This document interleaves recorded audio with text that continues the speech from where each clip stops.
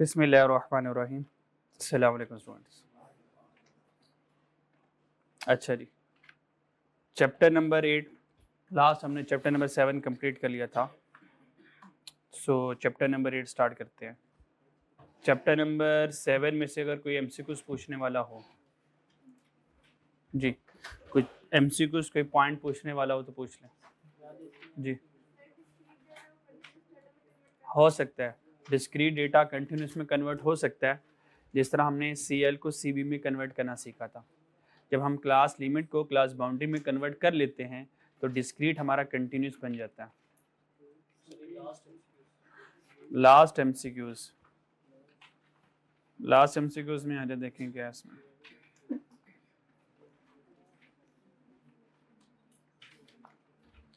Last MCQs में कह रहा है कि multiple bar chart show the component of total as separate bar adjoining each other. बात सही है? मल्टीपल जो बार चार्ट है वो टोटल कंपोनेंट होते हैं, वो साथ साथ बने होते हैं। Second, component bar chart is similar to simple bar chart but the bar are subdivided into component. ये वाली बात भी सही है। Third one, percentage component bar chart shows each class as bar of same height. बिल्कुल, percentage chart तो same height पर होंगे। However, each bar is subdivided into separate length representing the percentage of each component in a। लेकिन वो जो divide होगा वो separate length से होगा, कोई कम कोई ज्यादा, जिसकी परसेंटेज कम वो कम, जिसकी परसेंटेज ज्यादा वो ज्यादा। ये भी सही है। 4 हिस्टोग्राम सर्कुलर चार्ट में खुदा खौफ करो, इस्तगफार। Histogram is a rectangular chart होता है ना, ठीक है ना, वो तो पाई डायग्राम। तो चौथा वाला गलत है, तो 1 2 3 सही है। तो कौन सा सही हुआ? डेल्टा 1 सही हुआ। हाँ जी, 42 वाला ओके।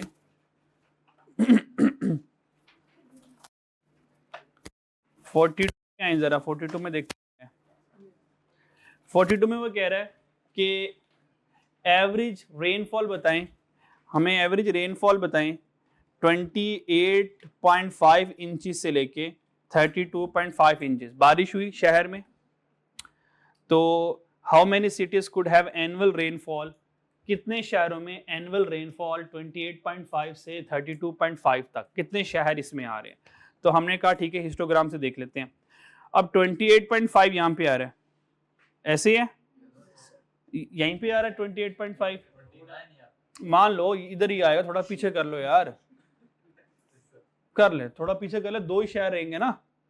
खैर, तो भाई 2 शहर ये हो गए और हमने कहां तक जाना है 32.5। तो 32.5 के यहां पे करके आएगा, क्या ख्याल है?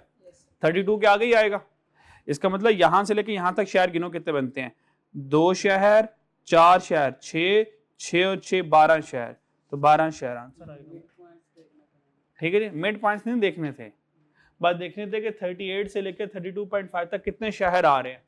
तो 28 के अंदर 2 शहर आ रहे हैं। भाई 2 शहर ऐसे हैं जिनके अंदर 28 इंचेस तक बारिश हुई थी, 28.5 इंचेस तक बारिश हुई थी। बस समझ आ रही है? तो 28.5 में भी कितने शहर आ रहे होंगे? 2 शहर आ रहे होंगे। भाई इसका मतलब क्या है? इस 28 का मतलब क्या है?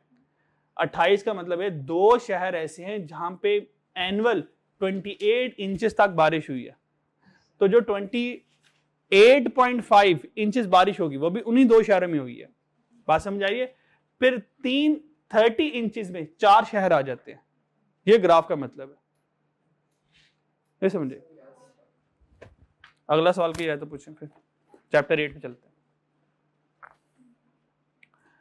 और कोई क्वेश्चन है तो चैप्टर 8 पे चलते हैं जी। डिस्क्रीट डाटा को क्या बताऊं? डिस्क्रीट डाटा जो है ये डिस्क्रीट वेरिएबल से बनता है। Discrete variable, discrete data. ये जो डिस्क्रीट डाटा होता है ये कभी भी डेसिमल में नहीं आ सकता, इसकी कैरेक्टरिस्टिक्स ये कभी भी डेसिमल में नहीं आता। और अगर डिस्क्रीट डेटा का ग्राफ बनाना है तो इसका जो ग्राफ बनता है वो बार चार्ट्स बनते हैं, वो बेशक सिंपल हो, बेशक मल्टीपल हो, बेशक कंपोनेंट हो। तो डिस्क्रीट डाटा को रिप्रेजेंट करने के लिए बार ग्राफ, बार चार्ट बनते हैं, ठीक है। और जो डिस्क्रीट डेटा के जो ग्राफ बनते हैं इनके बार्स के दरमियान में डिफरेंस होगा, इनके बार्स के दरमियान में गैप होगा, वही गैप जो है ये डिसकंटिन्यूटी शो कर रहा है। जबकि आपको पता है हिस्टोग्राम में रेक्टेंगुलर बार हैं पर उनके दरमियान में गैप जुड़े हुए हैं, इसका मतलब डेटा कंटिन्यूसली चल रहा है। दैट्स वाई जो हिस्टोग्राम है वो क्लास बाउंड्री यानी कि कंटिन्यूस डाटा के लिए होते हैं, और इसके अलावा सिंपल बार, मल्टीपल बार चार्ट ये डिस्क्रीट डाटा के लिए होते हैं।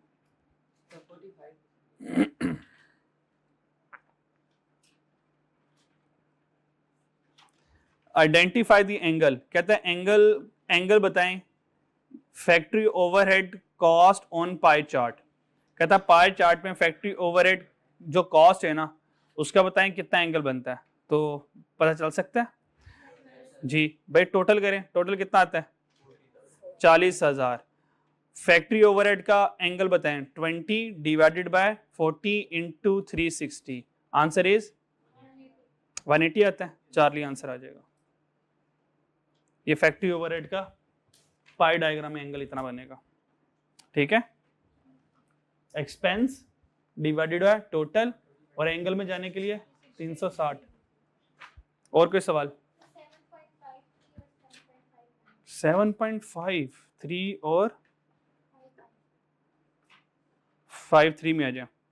53 में देखिए वो क्या कह रहा है, which of the following diagram is used to represent group frequency distribution, group for continuous. तो हिस्टोग्राम है, ये तो एक लम्हे में पता चल गया। इसमें क्या कंफ्यूजन थी मिस? इसमें क्या कंफ्यूजन थी?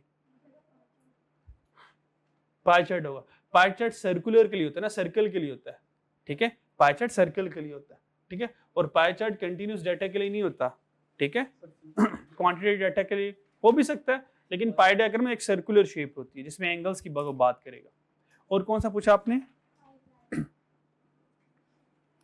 5/9 की करेक्शन मैंने कल करवाई थी। कल आप कहाँ थी? क्लास में? अच्छा, क्या भूल गया था? उसने पूछा कि कौन सी डिस्क्रीट डेटा की बात सच है, तो हमने कहा there is a gap between them. क्या ये डिस्क्रीट डेटा के लिए बात सही है या नहीं है? सही है, तो हमने कहा ऑप्शन 1 सही है। ऑप्शन 2 सही नहीं है। Mid point is calculated by dividing the upper and lower limit in each class. हर एक क्लास की अपर एंड लोअर लिमिट ले, ठीक है, और अपर को लोअर से डिवाइड करें, अपर को लोअर से डिवाइड करें, तो वो कह रहा है कि मिड पॉइंट आ जाएगा। तो मिड पॉइंट वैसे ही नहीं आएंगे, तो मिड पॉइंट कैसे आते हैं? Sum of upper and lower end divided by 2 से आते हैं, ठीक है। तो फिर ये 2 लिखा हुआ है ना, तो फिर मैंने इसकी करेक्शन करवाई थी। ओनली स्टेटमेंट 1 इज करेक्ट, पीछे ऑप्शन लिखा हुआ था बोथ आर करेक्ट, तो मैंने करेक्शन करवाई थी। और कोई सवाल इसमें से नहीं? आगे मूव ऑन करें, चलो चैप्टर नंबर 8।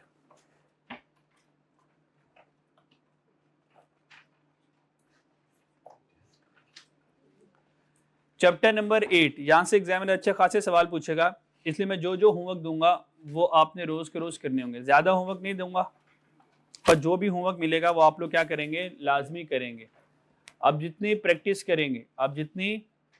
करेंगे ये सब्जेक्ट आपके लिए उतना आसान हो जाएगा, और जितनी प्रैक्टिस से भागेंगे ये सब्जेक्ट मुश्किल हो जाएगा। तो इसको आसान बनाना है या इस सब्जेक्ट को मुश्किल बनाना है, ये आप लोगों के हाथ में, ये आप लोगों के हाथ में। मेरी तरफ से आसान चलेगा, अब प्रैक्टिस नहीं करेंगे तो मुश्किल बना लेंगे, और अगर प्रैक्टिस साथ करते रहेंगे तो इंशाल्लाह आसान रहेगा। और ज्यादा होमवर्क मैं नहीं देता, मैं सबसे कम होमवर्क देता हूँ, ठीक है जी। Chapter number 8, statistical measure of data. Statistical measure of data में हमारे पास, मैंने इस चैप्टर के 2 हिस्से किए हुए हैं। पहला हिस्से का नाम क्या है? मेजर ऑफ लोकेशन या मेजर ऑफ सेंट्रल टेंडेंसी। ये पार्ट 1 है इस चैप्टर का। मेजर ऑफ लोकेशन या मेजर ऑफ सेंट्रल टेंडेंसी है क्या? मेजर ऑफ सेंट्रल टेंडेंसी का मतलब है ये डिस्क्राइब करता है average characteristics of a data. Measure of central tendency का मतलब ये क्या करता है? किसी भी डेटा की एवरेज कैलकुलेट करता है। Measure of central tendency mean data का मिड पॉइंट कैलकुलेट करना, डेटा का एवरेज कैलकुलेट करना। दोबारा मैंने क्या कहा? Measure of central tendency mean describe average characteristics of data. Average characteristics of data का मतलब ये क्या करता है? डेटा का मिड पॉइंट फाइंड करता है, डाटा का मिड पॉइंट फाइंड करता है, ठीक है जी। अच्छा, अब हमने सबसे पहले लिख लिया यहां पे measure of central tendency. Measure of central tendency में हमने कहा ये क्या करता है, describe average characteristics of data.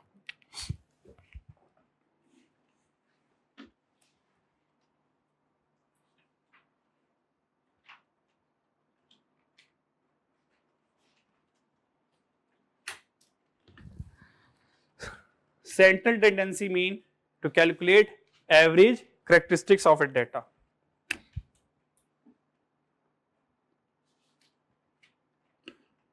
Calculate average of any data. किसी भी डेटा का एवरेज कैलकुलेट करना, किसी भी डेटा का एवरेज कैलकुलेट करना, ये क्या है, सेंट्रल टेंडेंसी है। ठीक हो गया जी। अच्छा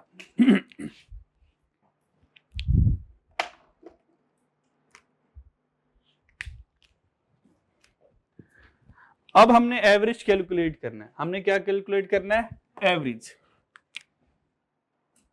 ये एवरेज हम 3 तरीकों से कैलकुलेट करेंगे। कितने तरीकों से कैलकुलेट करेंगे, 3 तरीकों से।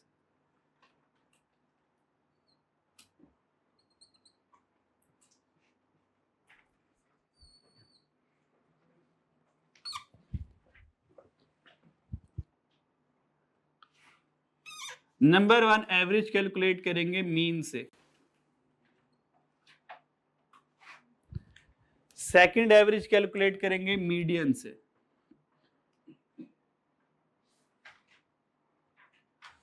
और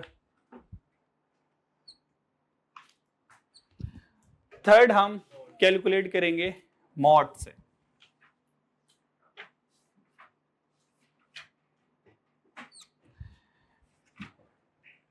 ठीक है जी। मीन में हमारे पास कुछ मेथड्स हैं। नंबर 1 मीन में सबसे पहले जो हम एवरेज कैलकुलेट करेंगे वो करेंगे अरिथमेटिक मीन। अरिथमेटिक मीन, ठीक है जी, पहला तरीका। दूसरा हम मीन कैलकुलेट करेंगे हार्मोनिक मीन। सफ़े ना पलटे, मैं सफ़े पे नहीं हूँ, मैं नोट्स पे नहीं हूँ। अगर नोट्स पे होता तो फिर मैं उधर होता। जो कुछ मुझे नोट्स में पढ़ाना होगा तो फिर मैं उधर रहूँगा। जब मैं इधर रहूँगा इसका मतलब फिर मेरा अपना फ्लेवर चल रहा है, पर वो भी अपना ही है। ठीक है जी। हाँ, यहाँ पे दूसरी रेसिपी है। ठीक है, तो ये रेसिपी इधर ही मिलनी। नोट खोलते रहेंगे, मूव करते रहेंगे, ओपन करते रहेंगे, वहाँ पे कुछ लिखा ही नहीं है। अगर ये उधर लिखा होता तो मैं उधर से ना बता देता। सोचो जरा, है ना। हाँ, तो इधर आ जाओ। Third one is geometric mean.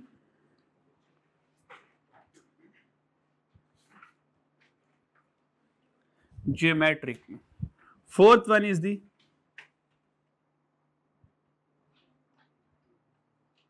weighted mean, and the last one is the combined mean. Combined mean. तो मीन में हम ये 5 मीन कैलकुलेट करेंगे। मीन में क्या करेंगे हम, ये 5 मीन कैलकुलेट करेंगे। बात समझ आ गई। अब यहां से एग्जाम पॉइंट ऑफ व्यू से कुछ बातें सुन लें जरा।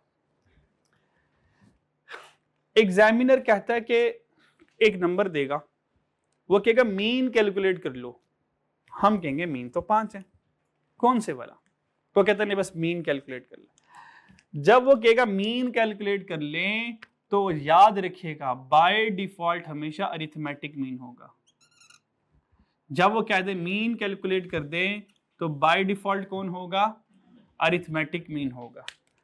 Harmonic mean, geometric mean, weighted, combine mean, ये मीन कैलकुलेट करने के लिए ये इनके नाम लेगा, ये इनके नाम लेगा। ठीक है। एक सिचुएशन ऐसी है जहां से वो नाम लिए बगैर हार्मोनिक मीन लगवा देगा। ये 1 बाय 1 साथ बता रहा हूं, अभी बस लिख देता हूं क्योंकि ये मेन बात है।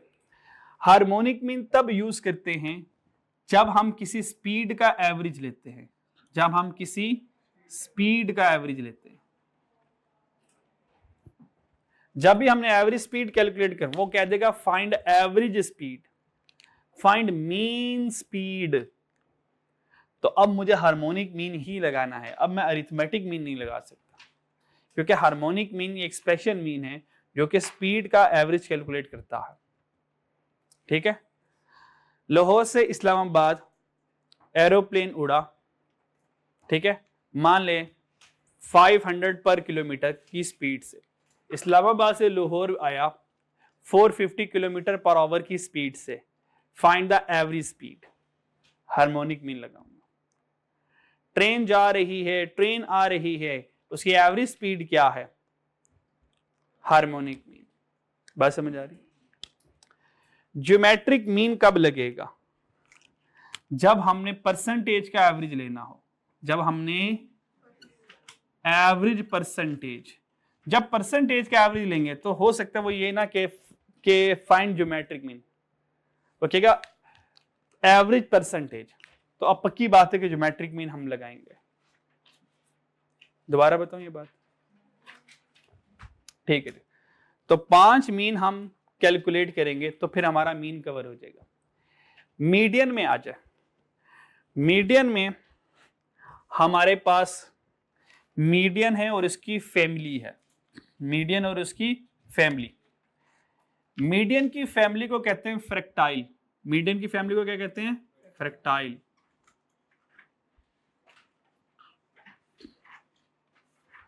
फ्रैक्टाइल में 3 खानदान रहते हैं। फ्रैक्टाइल में कितने खानदान रहते हैं, 3 खानदान रहते हैं। पहले वाले को कहते हैं क्वार्टाइल्स, दूसरे वाले को कहते हैं, दूसरे वाले को कहते हैं डिसाइल्स, तीसरे वाले को कहते हैं परसेंटाइल्स, और चौथे वाले को कहते हैं क्रोकोडाइल्स, नहीं रेप्टाइल्स, वो भी नहीं रहता, बस ओके ठीक है। फ्रैक्टाइल में 3 होते हैं, ये भी हमारे सिलेबस में नहीं है, ये भी हमारे सिलेबस में नहीं है, वैसे ये भी नहीं है, पर हम ये वाला तो कर लेंगे। खैर मैं तो तीनों करवाऊंगा, ये भी करवाऊंगा, ये भी करवाऊंगा, ये भी करवाऊंगा, ठीक है, हम तीनों कर लेंगे, ये पर सिलेबस का हिस्सा नहीं है अब, सही है। ये मीन हो गया, ये मीडियन हो गया। मॉड बेचारा केल है, बेचारा बस मॉड मॉड है, ठीक है जी, डन। तो यहां पे जी, यहां पे जाके हमारा चैप्टर नंबर 8 का पार्ट 1 कंप्लीट हो जाएगा, डन हो गया। अभी हम कैलकुलेशन सीखते हैं किसकी, अरिथमेटिक मीन की। क्या तो कोई सवाल है किसी का? No more question, no question, अभी कुछ नहीं बेटा, चल पढ़ा देते हैं फिर देख लेते हैं कितना सवाल पूछने हैं, ठीक है जी। आंसर अरिथमेटिक मीन कैलकुलेट करते हैं। तो जब मैं इधर आ जाऊं इसका मतलब है हम नोट्स पे आ गए। तो भाई कॉमन हमारे पास एवरेजेस कौन सी हैं, अरिथमेटिक मीन, सेकंड वाला मीडियन, और थर्ड वाला मॉड है। तो मीन में सबसे पहला मीन सीखने जा रहे हैं, that is the arithmetic mean. Arithmetic mean क्या है? अरिथमेटिक मीन को शॉर्ट फॉर्म में लिखते हैं AM। AM is the sum of all observation, sum of all observation, सारी ऑब्जर्वेशन, ऑब्जर्वेशन मीन डेटा, सारे डेटा को सम करो और डिवाइडेड कर दो नंबर ऑफ डेटा पर, तो क्या आ जाएगा, अरिथमेटिक मीन आ जाएगा। हम जितने भी एवरेजेस होंगे, जितने भी एवरेजेस होंगे, हम सारे हर एक एवरेजेस को 3 स्टाइल से सॉल्व करेंगे। कितने स्टाइल से सॉल्व करेंगे? 3 स्टाइल से सॉल्व करेंगे, ठीक है। वो स्टाइल कौन सा है? हम कैलकुलेशन करेंगे रॉ डेटा के लिए, हम कैलकुलेशन करेंगे डिस्क्रीट डेटा के लिए, हम कैलकुलेशन करेंगे ग्रुप डेटा के लिए। क्या कहा मैंने?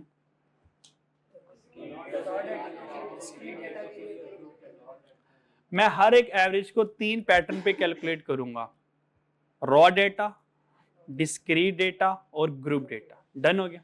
ओके। अगर मुझे मीन को इन तीनों पर कैलकुलेट करना है तो मुझे देखना पड़ेगा कि हर एक के लिए कौन सा फॉर्मूला यूज होगा। अगर मैं रॉ डेटा कैलकुलेट करता हूं, रॉ डेटा के लिए कैलकुलेशन करता हूं, तो रॉ डेटा के लिए फॉर्मूला क्या है? Summation x over n. Summation x over n. Summation x over n मतलब सारी के सारी एक्स की वैल्यूज को सम करूंगा और नंबर ऑफ वैल्यूज पर डिवाइड कर दूंगा, तो एक्स बार मीन मीन होता है। एक्स बार क्या है? ये अरिथमेटिक मीन का सिंबल है। बात समझ आ रही है? तो यहां से मेरे पास अरिथमेटिक मीन आ जाएगा। यार तो कोई प्रॉब्लम नहीं। पहले रॉ डेटा सॉल्व करते हैं और फिर रॉ डेटा से हम सॉल्व करेंगे ग्रुप डेटा। डन हो गया बच्चों? चलो जी।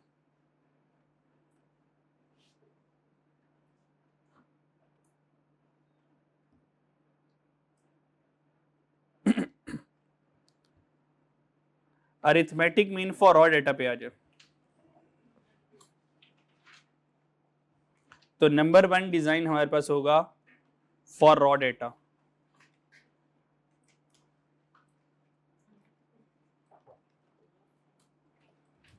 ये डिजाइन नंबर 1 आ गया हमारे पास। ठीक है, रॉ डेटा में रॉ डेटा ले लेते हैं। वो नोट्स वाला लिखवा रहे हो? अच्छा, खुद से लिखवा रहे हो? हाँ, 3, 7, 9 और 3, 7, 9 और 11 बस काफ़ी है, काफ़ी है। 3, 7, 9, 11 ये बस 4 वैल्यूज होगी। एग्जामिनर ने कहा find mean, find arithmetic mean.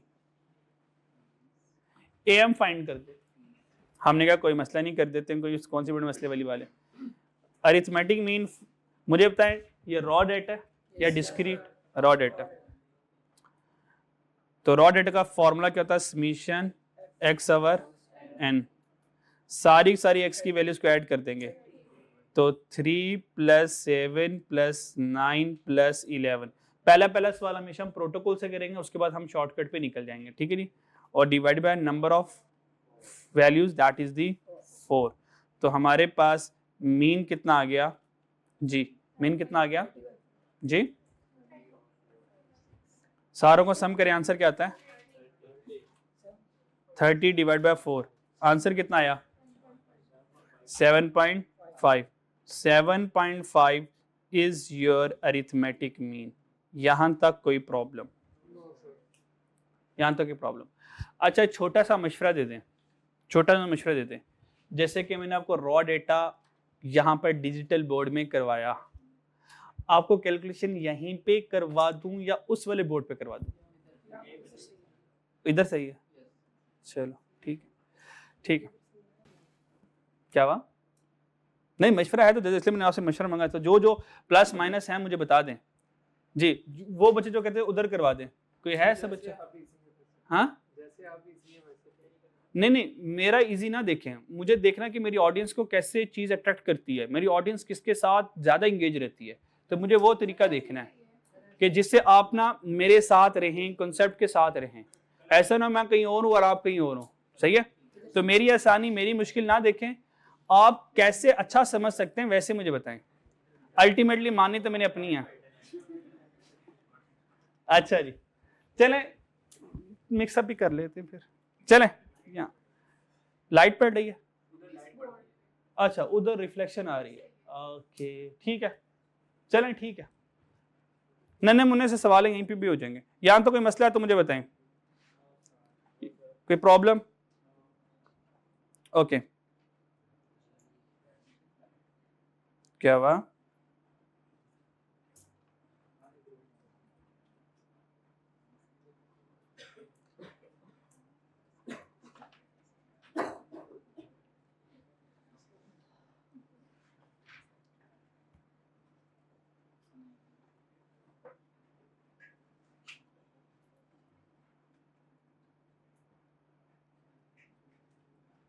Scale किधर गया मेरा, छुट्टी भी गया हुआ।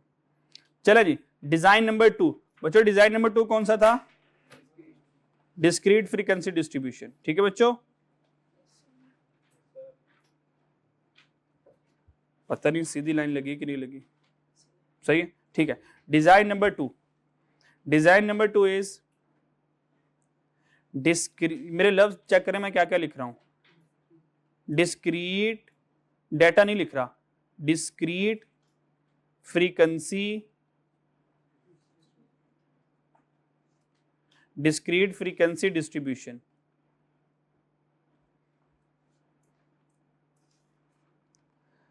डिस्क्रीट फ्रीक्वेंसी डिस्ट्रीब्यूशन क्या है?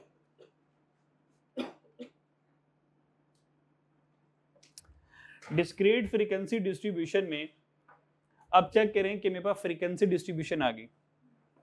अगर फ्रीक्वेंसी डिस्ट्रीब्यूशन आ गई, इसका मतलब अब मेरे डेटा में फ्रीक्वेंसी आ गई है। तो अब मैं जो डेटा बनाऊंगा वो फ्रीक्वेंसी के साथ बनाऊंगा। बात समझ आ रही मेरी बच्चों? ओके, तो मेरे पास डेटा कुछ ये है,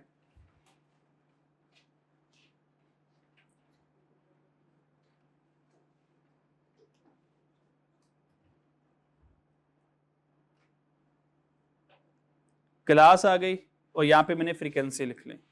तो यहाँ पे हमारे पास आ गया 1 2 3, 1 2 3 4 कर लेते हैं चलें, और यहाँ पे कर लेते हैं 2 2 और फिर कर लेते हैं 3 और फिर कर लेते हैं 1। जरा इजी इजी रेशा, ठीक है, ताकि टेंशन ना हमें कैलकुलेशन करने। ये हमारे पे डेटा है, तो चेक करें क्या ये क्लासेस ग्रुप्ड है? क्या ग्रुप्ड है? हाँ, ये ग्रुप्ड नहीं, ये अनग्रुप्ड है। ये क्या है? अनग्रुप्ड है, ग्रुप नहीं है। सर फ्रीक्वेंसी आ गई, तो ये क्या बन गया? अनग्रुप फ्रीक्वेंसी डिस्ट्रीब्यूशन, यानी कि डिस्क्रीट फ्रीक्वेंसी डिस्ट्रीब्यूशन। क्या बन? Discrete frequency. 1 के बाद 2 आ रहा है, फिर 3 आ रहा है, फिर 4 आ रहा है, फिर 5 आएगा, फिर 6 आएगा। ठीक है जी। एग्जामिनर ने क्या कहा? Find mean. देखो आज उसने अरिथमेटिक मीन तो नहीं कहा, आप आज तो उसने अरिथमेटिक मीन तो नहीं कहा। तो हमने देखा ऊपर डेटा स्पीड का भी नहीं है, ऊपर डेटा परसेंटेज भी नहीं है, तो मीन कौन सा मीन? Arithmetic mean. तो हम क्या करेंगे, अब अरिथमेटिक मीन सॉल्व करेंगे। पर हमने कहा फ्रीक्वेंसी आ गई तो फॉर्मूला फ्रीक्वेंसी वाला याद करना चाहिए। अब फ्रीक्वेंसी वाला फॉर्मूला हमारा कौन सा बनेगा? फ्रीक्वेंसी वाला फॉर्मूला कौन सा बनेगा? वो फॉर्मूला जिसमें फ्रीक्वेंसी आ रही होगी, वो फॉर्मूला जिसमें फ्रीक्वेंसी आ रही थी। ये कौन सा? फॉर अनग्रुप्ड, ग्रुप्ड, दोनों के लिए। तो क्या करेंगे, f और x को मल्टीप्लाई करेंगे, फिर सम करेंगे और फिर समेशन f से डिवाइड कर देंगे। कोई बच्चा ये तो नहीं सोच रहा सर ये देखें, सर ये देखें मैथ का रूल, सर ये देखें मैं आपको बताता हूँ कैसे सॉल्व करना है, मेरा तरीका अच्छा वाला है। ये देखें, ये समेशन f, ये देखें समेशन f से कैंसिल हो गया और x बच गया, बस यही मेरा आंसर है। हाँ, ऐसा तो नहीं करने वाले, नहीं बच्चों, हमने डीमैथ्स रूल फॉलो करना है ना। तो पहले क्या करेंगे, एडिशन, और सबसे पहले क्या करेंगे, डिवीजन और मल्टीप्लिकेशन, फिर एडिशन सब्सट्रैक्शन होती है। तो पहले क्या करेंगे, मल्टीप्लिकेशन। f और x को क्या करेंगे, सेपरेटली, पहले आपस में क्या करेंगे बच्चों, मल्टीप्लाई करेंगे। उसको मल्टीप्लाई करने से जो आंसर आएगा उसका सम कर लेंगे और फिर सारों को समेशन f से डिवाइड कर। समेशन का मतलब क्या होता है? हाँ, सम, मीन टोटल। डन हो गया। तो फॉर्मूला क्या बनेगा ग्रुप फ्रीक्वेंसी डिस्ट्रीब्यूशन का, समेशन fx ओवर, देखो याद होता है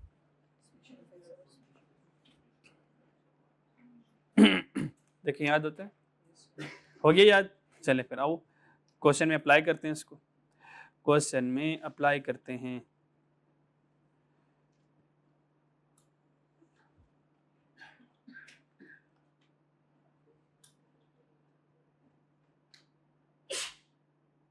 ठीक है जी।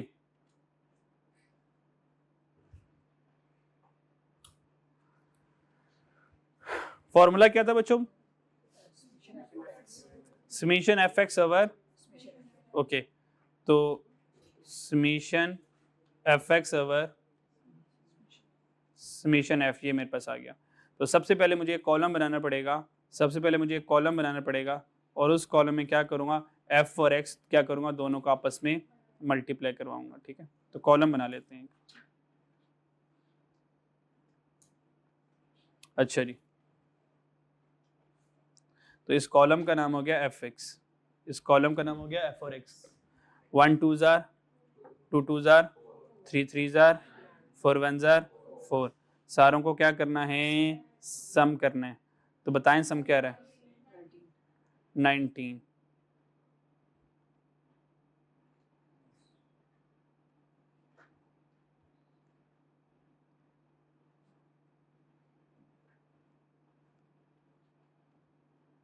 तो आंसर आ गया 19। ठीक है, 19 को फॉर्मूले में पुट करेंगे तो कितना आ जाएगा, 19 divide by sum of frequency कितनी है, 8। तो 19 डिवाइड बाय 8 करेंगे तो आंसर कितना आ जाएगा, 2.37। 2.37 इज अवर अरिथमेटिक मीन। यहाँ तक देखें कोई, यहाँ तक देखें कोई परेशानी, यहाँ तक देखें कोई परेशानी,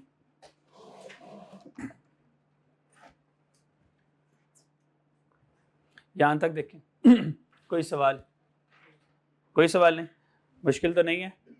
ठीक है, तीसरा design, design number 3, group frequency distribution.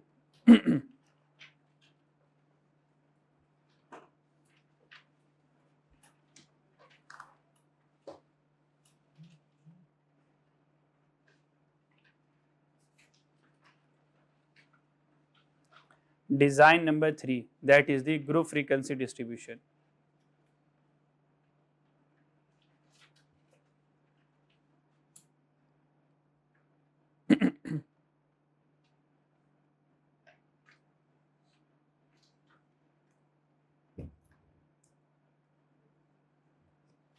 Grouped frequency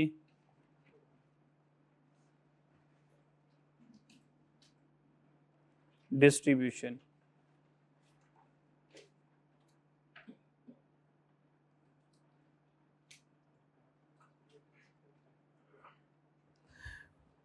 group frequency distribution में हमारे पास क्लासेस होंगी और क्लासेस अब की बार ग्रुप फॉर्म में होंगी। किस फॉर्म में होंगी, ग्रुप फॉर्म में होंगी।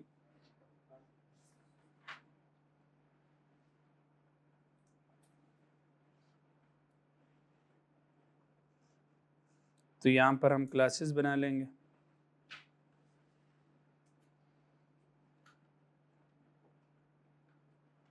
चलिए,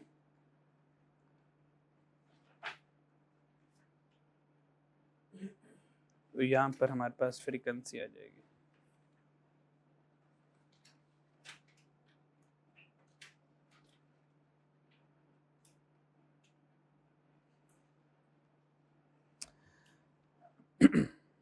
क्लासेस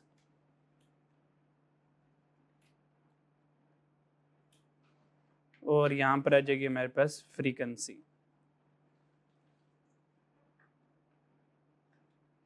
क्लासेस हम ले लेते हैं 1 to 5, 6 to 10, 11 to 15। ठीक है, और एक और ले लेते हैं 16 to 20। फ्रीक्वेंसी ले लेते हैं 2, 3, देन 6, देन 4। ठीक हो गया। और एग्जामिनर ने क्या कहा, फाइंड मीन। एग्जामिनर ने कहा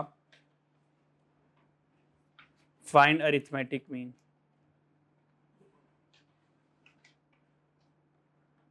एग्जामिनर ने कहा कि अरिथमेटिक मीन फाइंड कर लें। क्या मेरे सवाल में फ्रीक्वेंसी आ गई? क्या मेरे सवाल में फ्रीक्वेंसी आ गई?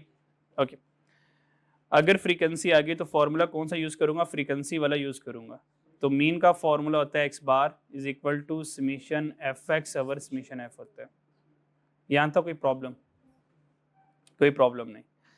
इसका मतलब मुझे कॉलम बनाना पड़ेगा जिस कॉलम का नाम होगा एफ और एक्स, क्योंकि पहले मुझे एफ और एक्स को सॉल्व करना है। तो मैं क्या करूंगा, एफ और एक्स का एक कॉलम बना लूंगा एफ और एक्स। लेकिन जब मैं एफ और एक्स का कॉलम बनाने लगा तो मैंने देखा मेरे पास तो एक्स ही नहीं है, मेरे पास तो एक्स ही नहीं है। तो इसका मतलब पहले मुझे एक्स फाइंड करना पड़ेगा। और x कौन होता है हमारा मिड पॉइंट, x कौन होता है हमारा मिड पॉइंट। ये चैप्टर 7 में हमने सीखा था आज इस दिन के लिए। तो बताएं पहला मिड पॉइंट क्या आता है, 5 + 1 6, 6 / 2 3, तो पहला आ गया 3। आगे इंटरवल 5-5 का चल रहा है, देखे ना 5 से लेकर 10 तक इंटरवल 5-5 का चल रहा है, 10 to 5 15 इंटरवल 5-5 का चल रहा है, तो 5 ऐड करते हैं, 3 + 5 8 + 5 + 5, लो जी x और f दोनों आगे। हाँ अब आप तीसरा कॉलम बना सकते हैं, अब आप क्या कर सकते हैं, तीसरा कॉलम बना सकते हैं। तो तीसरा कॉलम हमने बना लिया, तो वो हमारा तीसरा कॉलम बन जाएगा f और x का। ठीक हो गया।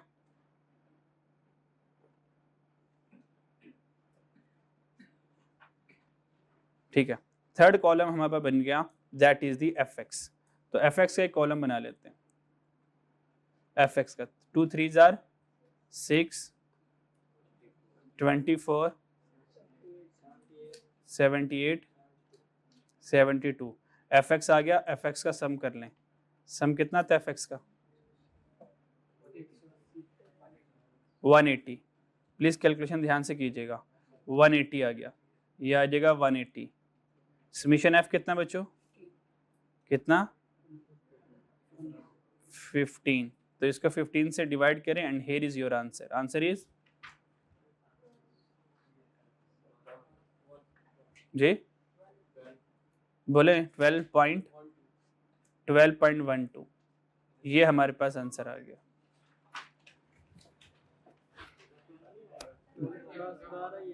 तो एग्जैक्ट 12 आता है, तो ये हमारे पास आंसर आ गया। तो हमने क्या किया, अरिथमेटिक मीन को 3 पैटर्न पे सीखा। हमने अरिथमेटिक को रॉ डेटा से सीखा, फिर डिस्क्रीट फ्रीक्वेंसी सीखा, फिर फ्रीक्वेंसी डिस्ट्रीब्यूशन से सीखा। यहाँ तक कोई परेशानी, कोई सवाल पूछना चाहते हैं तो पूछ लें इन तीनों में से।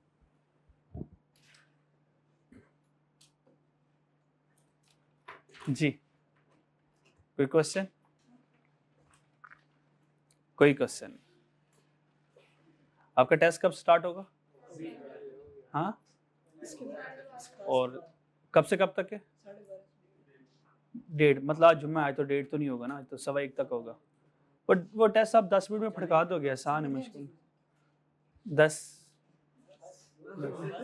ये एम टेस्ट होगा ना आपका, मैं 5 मिनट का होगा, आपने 5 मिनट फटका देना, ठीक है? तो 5 मिनट में आपका टेस्ट हो जाएगा, तो 5 मिनट आप मुझे दे दें, 5 मिनट मुझे दे दें, आपके फायदे के लिए। आपके पास कैलकुलेटर है? हैं? अच्छा, किस किस के पास कैलकुलेटर है? नहीं, मोबाइल नहीं, एग्जाम में मोबाइल अलाउड नहीं है ना, कि लेके जा सकते हैं एग्जाम हॉल में मोबाइल? नहीं, तो कैलकुलेटर लेके जाना है ना। तो अब सुने क्या करना है, सुन ले, समझाऊंगा कल। अगर एग्जाम में ये तीनों सवाल आ गया, रॉ डेटा आ गया, डिस्क्रीट आ गया, और ये ग्रुप फ्रीक्वेंसी डिस्ट्रीब्यूशन वाला डेटा आ गया, ये डेटा आ गया, तो एग्जाम में जो मैं इस क्वेश्चन को सॉल्व करूंगा, ना ऐसे सॉल्व करूंगा, ना ऐसे सॉल्व करूंगा, और इस सवाल को ना मैं ऐसे सॉल्व करूंगा। सही है? अच्छा लगा वैसे डिजाइन? ठीक है जी, अच्छा जी, ये भी गया, ये भी गया, ये भी सारी कैलकुलेशन गई। हम इस सारे के सारे क्वेश्चंस को एक लम्हे में सॉल्व कर लेंगे यूजिंग कैलकुलेटर। मैं कोई कॉलम नहीं बनाने वाला, कोई कुछ फाइंड नहीं करने वाला, कुछ नहीं फाइंड, कोई फॉर्मूला लगाने वाला, बस कैलकुलेटर में वैल्यूज को पुट करूंगा और सिंगल क्लिक के ऊपर मेरे पास सारे के सारे ये एग्जैक्ट आंसर आएंगे। ठीक है, कल इंशाल्लाह हम ये सीखेंगे, और उसको सीखने के लिए अब सबके पास कैलकुलेटर होना लाजमी है। कैलकुलेटर का मॉडल कौन सा लेना है? आपने कैलकुलेटर का मॉडल लेना है FX 991 ES लेना है, ये वाला नहीं लेना, EX नहीं लेना, EX ये नहीं लेना, ये हमारे एग्जाम में अलाउड नहीं है, ये नहीं लेना, ES वाला ले रहे हैं। सही है? EX वाला चीता कैलकुलेटर होता है, ये तो पूरी स्टैट कैलकुलेटर फड़का देता है, इसलिए अलाउ नहीं है ये एडवांस मशीन है ये वाली EX वाली। ये अलाउड नहीं है, ये अलाउड होती ना ओए होए होए होए लुट मचा देनी थी हमने तो। वैसे इसकी एक सीक्रेट रेसिपी है मेरे पास वैसे, देखो भाई ये वाला करना। हाँ आज का होमवर्क, ओए आज का होमवर्क ले ले यार, होमवर्क में मुझसे ना ले लिया करें आप लोग, आपके लिए ना होमवर्क होगा। क्यों?